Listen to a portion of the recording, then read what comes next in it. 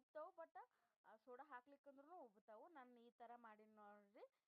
ಈ ಥರ ಮಾಡಿ ಫಸ್ಟ್ ಮೈದಾ ಹಿಟ್ಟು ಸೋಸ್ಕೊರಿ. ಸೋಸ್ಕೊಂಡು ಅದಕ್ಕೆ ಸ್ವಲ್ಪ ಉಪ್ಪು ಹಾಕ್ಕೊಂಡು ನಾದ್ಕೊರಿ. ಯಾಕಂದ್ರೆ ನಾನು ನಾದ್ಕೊಳ್ಳೋದು ವಿಡಿಯೋ ಆಗಲಿಲ್ಲ ನನಗೆ, ಸಾರಿ, ವಿಡಿಯೋ ಮಾಡೋದಾಗಲಿಲ್ಲ. ಅದ್ರ ಸಲುವಾಗಿ ಇದು ಮಾಡತ್ತೀನಿ ನೋಡ್ರಿ.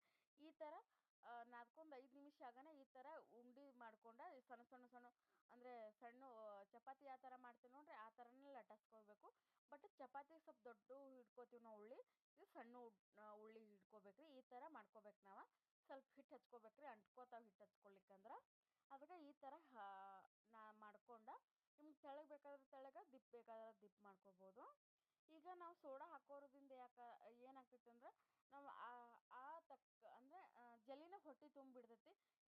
5 ತಿನ್ನೋರು ಪೂರೆ 2 ತಿಂದು ಎದ್ದು ಬಿಡ್ತಾರೆ. ಅದಕ್ಕೋಸ್ಕರ ನಾನು ಸೋಡಾ ಮಿಕ್ಸ್ ಮಾಡಿಲ್ರಿ ಇದ್ರೊಳಗೆ. ಚೆನ್ನಾಗಿ ಆಗ್ತಾವೆ, ಉಬ್ತಾವೆ. ಇವು ಉಬ್ಬಂಗಿಲ್ಲ ಏನಿಲ್ಲ, ಸ್ವಲ್ಪ ಉಬ್ತಾವೆ ಅಷ್ಟೇ. ಅಂದರೆ ಜಾಸ್ತಿ ಅದ್ರಂಗೆ ಉಬ್ಬಿ ಬಿಡಂಗಿಲ್ಲ. ಇವು ಉಬ್ತಾವ್ರಿ. ಸ್ವಲ್ಪ ಎಣ್ಣೆ ಜಾಸ್ತಿ ಇತ್ತಂದ್ರೆ ಇವು ಉಬ್ತಾವೆ. ಅದಕ್ಕೋಸ್ಕರ ಸೋಡಾ ಸ್ವಲ್ಪ ಅವಾಯ್ಡ್ ಮಾಡ್ಕೊಂಡೇನೆ ನಾನು ಹಾಕಿಲ್ಲ ಇದ್ರೊಳಗೆ.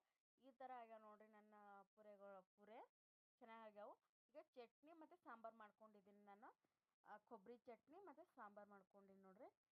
ಈ ಥರ ಸರ್ವ್ ಮಾಡ್ಕೊಂಡಿನಿ ಎಲ್ಲನೂ ನಾನು. ಪ್ಲೀಸ್ ಈ ಪೂರೆ ವಿಡಿಯೋ ನಿಮಗೆ ಇಷ್ಟ ಆಗಿತ್ತಂದ್ರೆ ನನ್ನ ಚಾನಲ್ ಸಪೋರ್ಟ್ ಮಾಡಿರಿ, ಲೈಕ್ ಮಾಡಿ, ಸಬ್ಸ್ಕ್ರೈಬ್ ಮಾಡಿರಿ.